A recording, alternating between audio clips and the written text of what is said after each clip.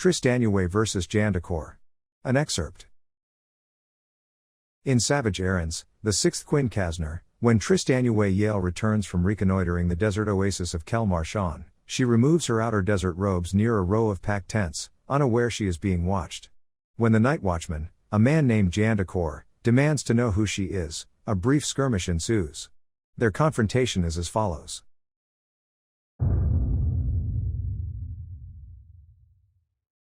Once beyond the main courses near some palms, Tristanué unfastened her headdress, a thinly tasseled scarf, or shamog, and whipped her hair free. She did not notice, however, that she was removing her tribal garb in front of a man concealed within the shadow of a large packed tent. As for the man, Jandaqor was dressed in the black and cream of the Bayari and sat eating a fig and drinking may, a local wine. His look was not entirely gentle, for his black eyes, hooked nose, frequent scowls, and swarthy complexion imparted a sternness to even his blankest look. He sat there, snacking quietly, waiting for the very patrol Tristanué had killed to return. At first, he mistook her for a slender page. Or a moon squire. Boys who often brought food and drink to the guards between patrols. However, as she fought with her thin black robe, which hovered in the wind, his opinion began to shift. Fen. Bayat. Say, boy, he yelled to Tristanué in the local tongue. Het Dargo en tour? Has Dargo returned? On hearing his strong voice, Tristanué froze. Just then, her Bisht glided off the 3-inch prongs on her spalder that had snagged it. When her drapes also flapped out of place, Jandaqor found his assumptions suddenly overturned, for there was the bare backside not of a boy, but a girl. A dagger of blue, the rear plunge of her high-cut lambion, separated her tight and well-rounded cheeks. Her every tuck and sweep, the curve of her hips, her small waist, and the swell of her bust, quickly revealed the true gender of one stranger to another. Atop her eye-catching form, what he had mistaken as a frayed blue turban, was in fact, her wild, wind-swimming hair. Seeing no squire before him, Jandaqor stood. As her drapes jounced and jingled, keeping time with the rowing palms above her, Jandaqor dragged his eyes over her figure. He could see no room under her high-cut hems for those warm outer organs that so strictly differentiated the rebellious sex of boys, and no room within her deep corset for anything other than herself. Suddenly cautious, he took a step forward. "Who are you?"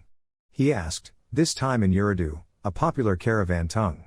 Surveying her odd half-armor, he wondered if she was a wealthy merchant's daughter.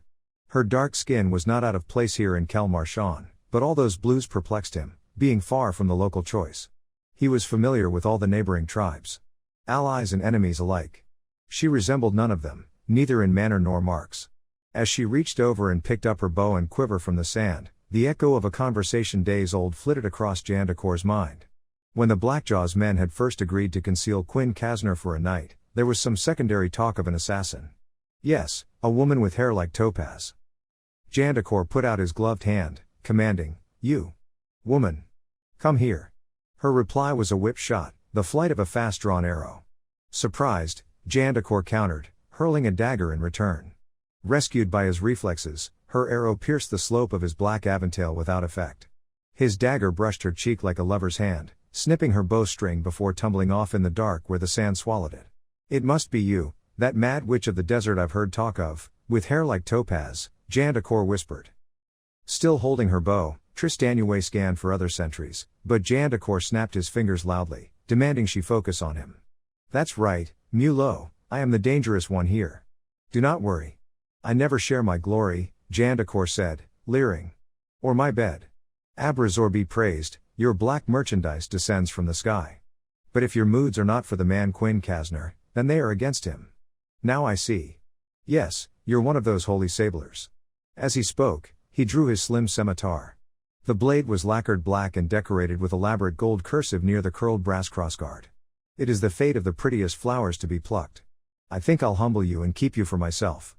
She feigned rage and lunged at him, but it was a trick. Instead, she broke and ran up the sands toward Mr. Midnight. She would have easily outpaced him if they raced on anything other than sand, but her block heels sank too deep. He kept up at first, then closed on her among some ruins where he swung at her shoulder. The sparking blow knocked her forward, but she turned her stumble into a somersault. He grabbed for her hair but came away with her back drape instead. As she rolled up to her feet, her front drape, also yanked free of its pressed studs, fluttered away. Another plaything for the wind. She looked at the first score on her spalder, furious her new armor had been marred on its first night of service. Scowling at Jandaqor, she threw down her bow and quiver. Reaching over her shoulder, she drew the sinister minister. Bells and whistles by moonlight. What a lovely impression you make, he mocked, dangling her drape like a prize. Hail the horned one. You're as young as the first yesterday, he said, lingering on the tuck of her bright thin lambion, now revealed. Praise be to Abrazor. I've prayed my whole life for a virgin like you. Kasaya's hoof. You're tight as tree bark. Unfazed by his praise, if not bored by it, Tristanué gave him a haughty look. Swiping the air with the sinister minister, she swept away even the echoes of his flattery. Jandaqor's look twisted into a sneer. You'll regret that. Tristanué kicked sand in his face, followed by a leaping wild slash. She came on quicker than he expected and would have drawn blood were it not for his longer blade. Her speed put him on the back foot, where he found himself defending against a dozen furious swings. Figuring out her footwork, he confidently caught her spalder and flipped her over his shoulder, slinging a high arc of sand. He expected that to stun her, but when she kicked him in the face, it showed she could improvise better than he expected. No sooner had her foot snapped his head back, than she twisted and swept his feet out from under him. To his surprise, the girl mounted him, pinned his sword hand under her boot, and punched him in the face with her spiked metal gauntlet. He threw a counterpunch, but it went wide. Unchallenged, she proceeded to smash half his teeth out of his mouth. Jandaqor panicked as she slipped his dagger from his sash, but as she drew back to slit his throat, another guard tackled her. Rolling away some distance, Tristanué and the second nightwatchman wrestled to their feet near a short stone wall. He was far stronger, but her way of slipping, twisting, dodging, and ducking, combined with her expert footwork, neutralized his natural advantages. 3 times he slashed, and 3 times he clanged against her intercepting sleeve, drawing sparks. His 4th attack was his last. Tristanué turned into him, grabbed his Aventail, dropped to her knees, and drove his head down into a flagstone, crushing half his neck bones in a single fatal shock. Throwing him off, she pushed her boot through the surrounding sand until she kicked up the sinister minister. Vonkubreya. 4, she tallied, checking her blade for nicks. Everybody else. Ought. Nearby, Jandaqor staggered to his feet. His rugged looks were gone, replaced by a swollen patchwork of garish wounds, blackened eyes, shattered teeth, ripped lips, a more crooked nose, and the repeated quadruple punch of small spikes, all crisscrossed by whips of blood. Abrazor will be praised. Jin Jaksu Patra is not adored here, he mumbled, weakly swiping the air in front of him with his scimitar. Realizing the man still had some fight left in him, Tristanué turned to Jandaqor, who to her surprise, lunged at her.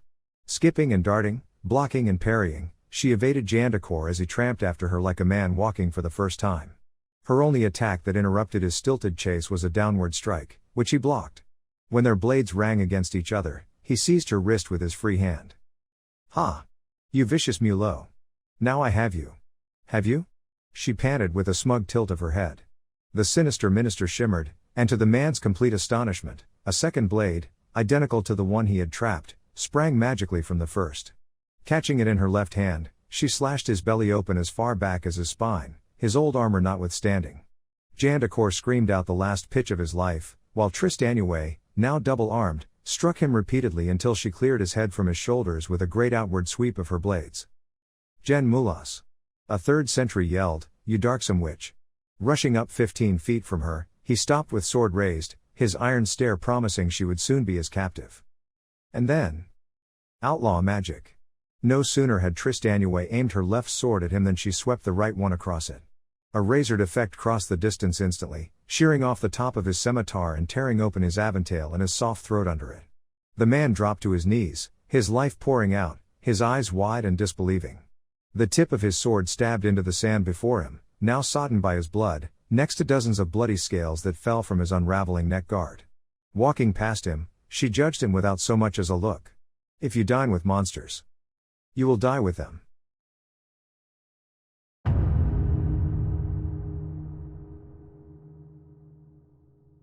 This has been a World of Elsuon recording. This excerpt from Savage Errands, the Sixth Kuinkazner, was created using AI-assisted speech generation. Some inflections and pronunciations are not exact to the original text. Thank you for listening to the World of Elsuon. Copyright 2022 David Jetra. All rights reserved.